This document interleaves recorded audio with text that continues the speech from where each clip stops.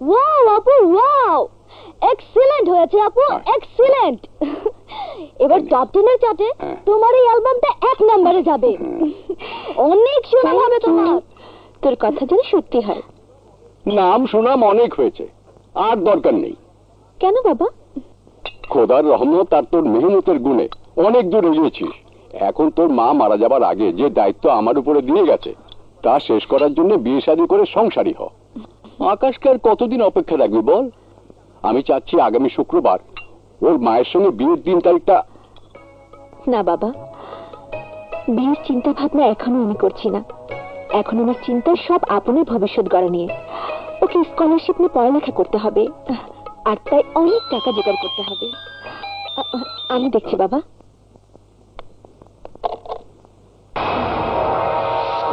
বাদশা কোথায়? বাদশা রাজমহলে। তা কোন রাজমহলে? রাজমহল যেখানে আছে সেখানে পেয়ে যাবেন। কি ব্যাপার ইন্সপেক্টর সাহেব? বাবা, উনি কোন বাদশা ব্যাপারের জন্য জানতে এসেছেন। জানতে আসেনি, তদন্ত করতে এসেছি। আপনি তাকে চেনেন কিনা? গত পরশু এক ফটোগ্রাফার আপনার ফটো সেশন শেষে তার মোটরসাইকেলে আপনাকে বাড়িতে পৌঁছে দিয়েছিল। হ্যাঁ, কয়েকজন সন্ত্রাসী ওকে খুব মারধর করেছে। করে থাকলে আমি কি করব? ওই সন্ত্রাসীদের সাথে যদি ওর কোনো শত্রুতা হয়ে থাকে তার সাথে আমার কি সম্পর্ক? আপনি জানেন ওই সন্ত্রাসীরা কার লোক? ওইসব আপনার জানার কথা, আমি জানি কি করব? ওরা বাদশার লোক। কে সে বাদশা? এক ওয়ান্টেড ক্রিমিনাল। পুলিশের রেকর্ডে ও এক খুনি আসামি। যদি আপনি ওই বাদশার নামে কোনো ক্রাইম করার কথা জানতে পারেন তাহলে আমার এই নাম্বারে খবর দেবেন। মারে, ঘটনাটা আমার কাছে ভালো লাগলো না। ভালো মন্দ নিয়ে জীবনে পথ চলতে হয় বাবা।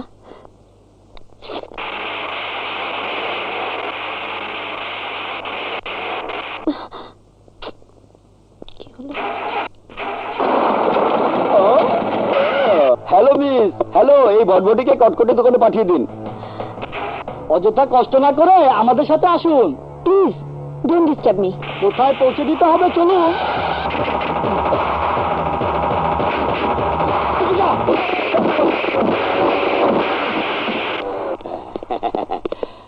বলেন ম্যাডাম, আমাদের বলেন আপনি কোথায় যাবেন, আমরা আপনাকে পৌঁছে দিয়ে আসি। ওরা ছিল পাতি আর তোমরা হচ্ছে হাতি রংবাজ, তাই না? জি না ম্যাডাম, আমরা বাদশা ভাইয়ের লোক। আমরা বাদশা ভাইয়ের চামচা। তাহলে চামচামি তার কাছে গিয়ে করো। হয় হয়, সর্বনাশ। আরে আরে ম্যাডাম, কোথায় যাচ্ছেন? আসুন, গাড়িতে উঠুন। আপনি এইভাবে হাইটে গেলে বাদশা ভাইয়ের চাঁদি জিদ্দে ফাইটে যাইব, আর আমাগো চাঁদি ফাটায়া ফেলবো। জাহান্নামে যাক তোমাদের বাচ্চা। আবার যদি আমার পেছনে আসো তাহলে তোমাদেরকে আমি জুতা পেটা পেয়ে ছাড়বো। অবস্থা ম্যাডাম রে গাড়িতে তুললে জুতা বাড়ি খাইতে হইব, আর না তুললে বাচ্চা পরে জান যাইব। বেশি বুঝলে জান যাইব। ম্যাডাম, আপনার যখন ইচ্ছা হইতাছে তখন বাচ্চা মতো জুতা বাড়ি মারেন। ম্যাডাম,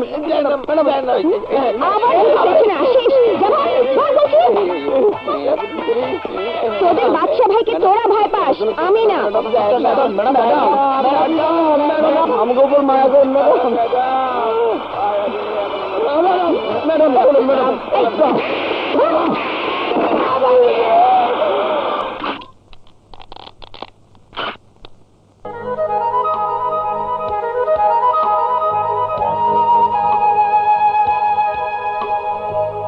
আর কয়টা বাকি আছে? মাত্র একটা। কি ব্যাপার ভাই, এইসব কি? আপনার নাম কি নীলিমা রহমান? হ্যাঁ। তাহলে এগুলো আপনার নামই কুরিয়ার সার্ভিসে এসেছে।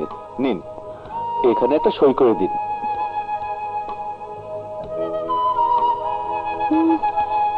কে পাঠিয়েছে? স্মার্ট বয় নামে কে যেন পাঠিয়েছে। Smart boy?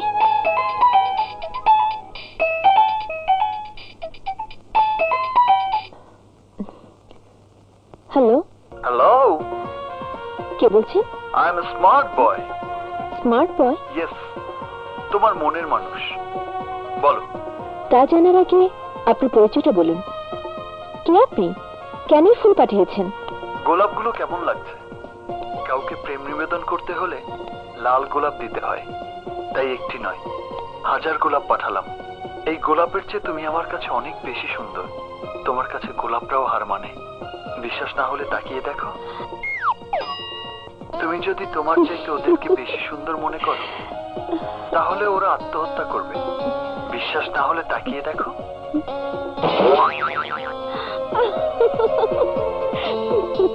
আমি জানি, আমি ছাড়া তোমার ওই হাসি ভরা ঠোঁটে আদর করার কেউ নেই। আমার কথা শুনে তোমার রাগ হচ্ছে, কিন্তু আমাকে দেখার পর ঠিকই তুমি আমাকে বুকে টেনে নেবে। আমি আজ বিকেল 4টায় কিউট পার্কে তোমার অপেক্ষায় থাকবো। তুমি চলে এসো। যদি মন না চায় তাহলে এসো না। মনে রেখো, বিকেল 4টা। বাই। হ্যালো হ্যালো, শুনুন আপনি। তোর কথা শুনে আমার ভয় হচ্ছে মা। তুমি চাচ্ছ সেই ভয়ে আমি চুপচাপ বসে থাকবো? কিন্তু কেন? আরে বাচ্চা এমন কে যার কারণে আমাকে স্বাধীনভাবে চলাফেরা বন্ধ রাখতে হবে? আহা, তুই বুঝতে পারছিস না মা। আমি অবুঝ নেই বাবা। ওদের অন্যায়কে মেনে নিয়ে চুপ থাকার মানে হচ্ছে প্রশ্রয় দেওয়া। আমি তা করব না। আমি এখন ওই ইন্সপেক্টরের কাছে নালিশ করব। বাবা, এই আঙ্কেলরা কত ভালো, দেখো আমাকে কত কিছু কিনে দিয়েছে। আপু, ওনাদের জন্য চা নাস্তার ব্যবস্থা কর। আপন আমার পারমিশন ছাড়া তোমরা কোন সাহস এখানে এসেছো? বাদশা ভাইয়ের হুকুমে আপনার গাড়ি ধুলাই খালে পাঠায় দিয়া বাদশা ভাইয়ের দেওয়া গাড়ি আর নতুন ফ্ল্যাটের চাবি নিয়ে এনেন চাবি। হ্যাঁ হ্যাঁ হ্যাঁ। আরে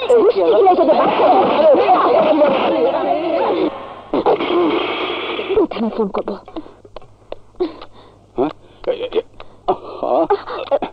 ফের তুই অযথাই ঝামেলায় জড়াতে চাচ্ছিস। শোন, ওরা যে উৎপাত শুরু করেছে তার হাত থেকে রক্ষা পেতে হলে আকাশকে বিয়ে করে দেশ ছেড়ে চলে যাওয়াটাই উত্তম। আর তাই আমি আগামীকাল ওর জন্মদিনে সিদ্ধান্তটা চূড়ান্ত করতে চাই। ও মাই গড, বাবা আমি তো আকাশের জন্মদিনের কথা ভুলেই গিয়েছিলাম। ভালো কথা, আকাশ বলেছে কাল সময় মতো গাড়ি পাঠিয়ে দেবে।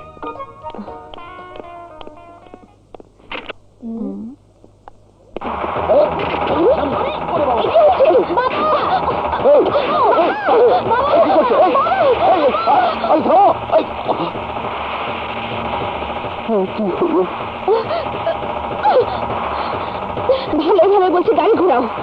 শোনেন ম্যাডাম, আপনি সম্মানী মেহমান, তাই সসম্মানে নিয়ে যেতেছি।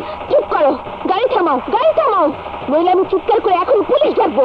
প্লিজ চেঁচামেচি করবেন না, আপনার জন্য বাচ্চা ভাই মাথায় রক্ত উঠে আছে।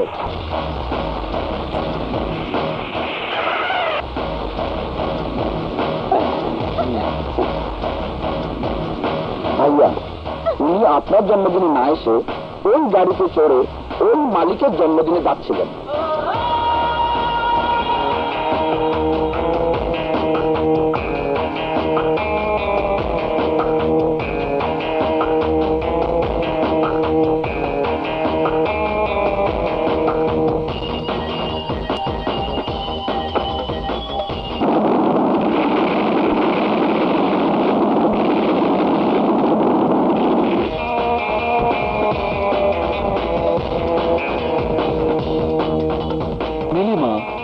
তোমার জন্য লেটেস্ট একটি গাড়ি আর ভাড়া বাড়ির বদলে নতুন ফ্ল্যাটের চাবি পাঠিয়েছিলাম, কিন্তু তুমি তা ফিরিয়ে দিয়েছ।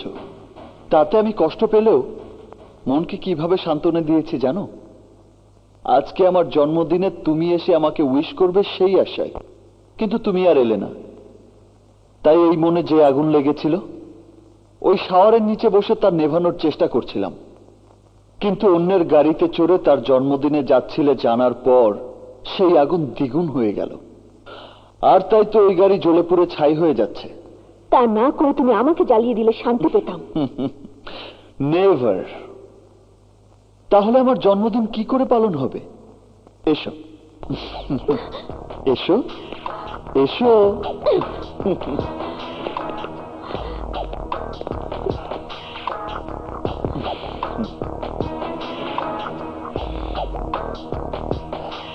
দেখো, আমার জন্য তোমার মনের মাধুরী দিয়ে সাজানো সেই জন্মদিনের সাজে আমিও সব সাজিয়েছি।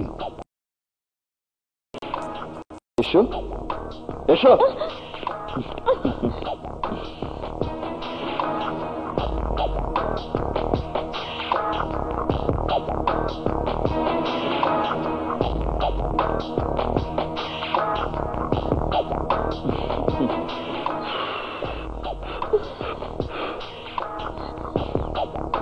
নাও, আমার হাত ধরে কেক কেটে আমাকে খাইয়ে দাও। ধরো ধরো না, ধরো।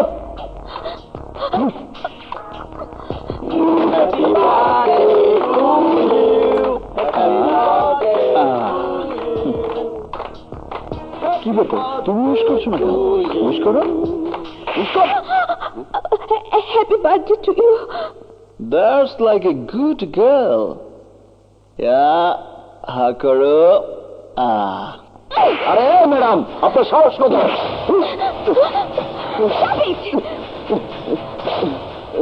ওকে ধন্যবাদ জানা। ম্যাডাম সরি, ওর কথায় তুই নতুন জীবন ফিরে পেলি।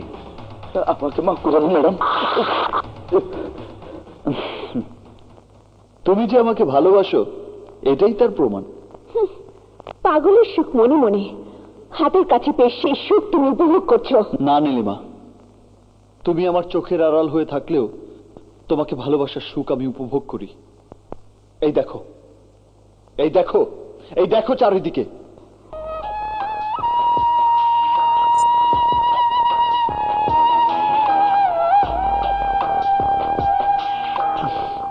দেখো নীলিমা, দেখো, আমার ভালোবাসাকে যখন আমি দেখতে চাই তখনই দেখতে পাই। এই দেখায় তোমার যন্ত্রণা ভরা মন সান্ত্বনা পায়, কিন্তু সেই মনে আমি নেই। আসো আসো, দেখো, এই দেখো, ভালো করে দেখো। আমার হৃদয় জুড়ে শুধু তোমার নাম লেখা আছে, শুধু তোমার নাম। সেই হৃদয়ে কেন তুমি থাকতে চাও না? কেন থাকতে চাও না? কেন থাকতে চাও না? কেন তুমি আমাকে ভালোবাসো না? কেন ভালোবাসো না? কেন তুমি এই হৃদয় চাও না? ম্যাডাম,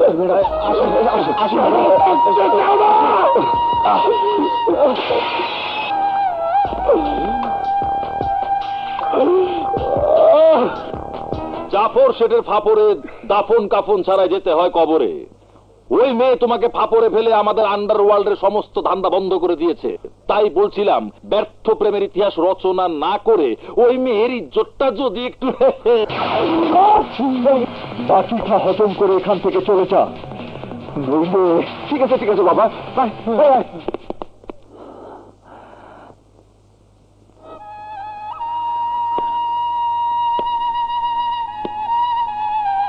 এই মন নিয়ে তুই খেলা করছিস, তাই তোর মনে আমি ভালোবাসার মেলা বসাই। শিল্পীর সত্তা আমার আত্মায় মিশে আছে, তা কেউ না জানুক, তুমি ভালো করে জানো। কিন্তু এই বেহায়াপানা পোশাকে সেই সত্তাকে হত্যা করাটা অন্যায়। তাই ওদেরকে আমি উচিত শিক্ষা দিয়েছি। ইচ্ছে করছে ওদের মতো তোমাকেও। করো, শেষ করে দাও আমাকে, আমি শেষ হয়ে যাব, তবু তোমার ইচ্ছে মতো চলবো না। চলবি কি না চলবি সেটা আমি দেখব। চল। আপু,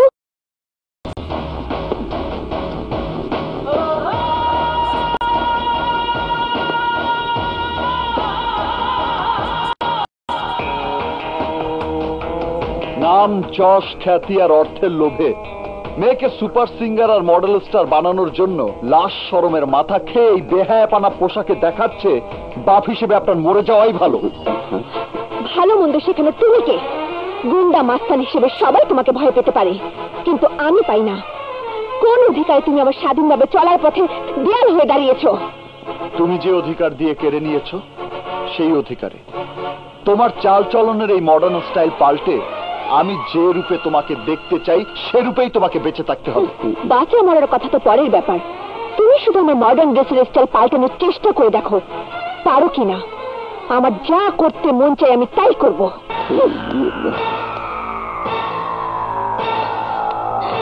আমার যা পড়তে মন চাই আমি তাই পড়বো। এগুলো সব আলটা মডার্ন ড্রেস। এটা পড়বো, এটা পড়বো, এটাও পড়বো, সবগুলো পড়বো। কি করবে তুমি? কি করবে?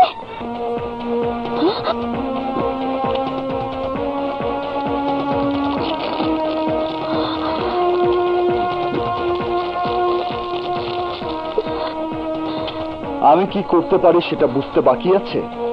আজ এই মুহূর্ত থেকে আমার রুটিন মাফিক তোমাকে চলতে হবে। আমি যা বলবো সেটাই তোমাকে করতে হবে। আমার অনুমতি ছাড়া ঘরের বাহিরে একটি পাও ফেলবে না। যদি আমার কথার অবাধ্য হও তাহলে তোমাকে জন্ম দেওয়া এই জন্মদাতার হৃৎপিণ্ডটা স্তব্ধ করে দেব। আমার নামে থানায় মামলা করতে গিয়ে যদি এই হাত দিয়ে কমপ্লেনের চিঠিতে সই করো তাহলে এই হাত আমি কেটে ফেলবো। এই মুখ দিয়ে নালিশ করলে এই জিভ আমি কেটে ফেলবো। এই চোখ দিয়ে থানার পথে পা বাড়ালে এই চোখ আমি তুলে ফেলবো। Mind it.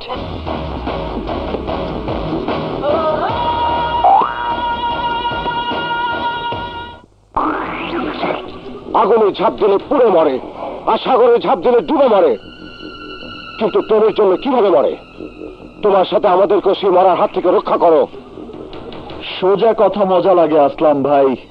জাফর শেঠের ফাপড়ে দাফন কাফন ছাড়াই যেতে হয় কবরে। তাই বলছিলাম, পুলিশের ফাপড়ে পড়ে আমরা ফাঁসির দড়িতে ঝুলতে পারবো না, আবার গুলি খেয়েও মরতে পারবো না। তোমাকে ছেঁকা দেওয়া ওই মেয়েটার জন্য। থামো বাচ্চা, থামো, শান্ত হও। আমার মরা বউয়ের একমাত্র ভাইটাকে তুমি শেষ করে দিও না। প্রথমবারের মতো ওর জীবন তুমি ভিক্ষা দাও প্লিজ। নীলিমাকে আমি আমার জীবনের চাইতেও বেশি ভালোবাসি। এরপর যদি এই ধরনের ভুল করিস তাহলে বুঝতেই পারছিস আমি তোকে কি করব।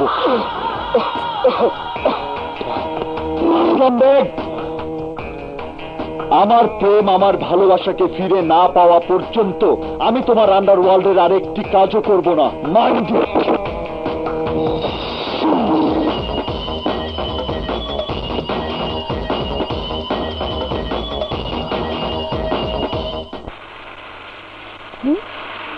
এই থামো তো, থামো থামো। এখানে কেন? Can you read my mind? কেন এসেছি বুঝতে পারছেন না? বলুন, আপনার মিউজিক ভিডিও শুটিং চলাকালীন পরিচালক, ক্যামেরাম্যান, নৃত্য পরিচালকের উপর কে কেন সন্ত্রাসী কর্মকাণ্ড চালিয়েছিল? বলতে পারবো না। কেন কেন বলতে পারবেন না আপনি? আমাদের জীবনের নিরাপত্তার স্বার্থে। আমি সে নিরাপত্তা দেব। কতদিন, কত মাস দেবেন? ওরা শতদিন শত মাস পরে হলেও এর প্রতিশোধ আমাদের জীবনের উপর দিয়ে নেবে। ও, তার মানে আপনি মুখ খুলবেন না? না। তাহলে আজ ওই সন্ত্রাসীকে গ্রেফতার করে আপনাকে সাক্ষীর কাঠগড়ায় দাঁড়াতে বাধ্য করব। দেখব আপনি মুখ না খুলে কি করে থাকেন। আমার মেয়েকে নিয়ে তুমি যে স্বপ্ন পূরণ করার আশায় জুলুম শুরু করেছো, আমি আর তা বরদাস্ত করব না। যদি আপনি ছাড়া এই কথা অন্য কেউ বলতো তাহলে জুলুম কত ভয়ঙ্কর তা সে টের পেত। সেরকম কিছু আমাকে করতে বাধ্য না করে বলুন, আমার অনুমতি ছাড়া নীলিমা কোথায় গেছে? বলুন। নগর শপিং কমপ্লেক্সে। কখন গিয়েছে? 10টার দিকে।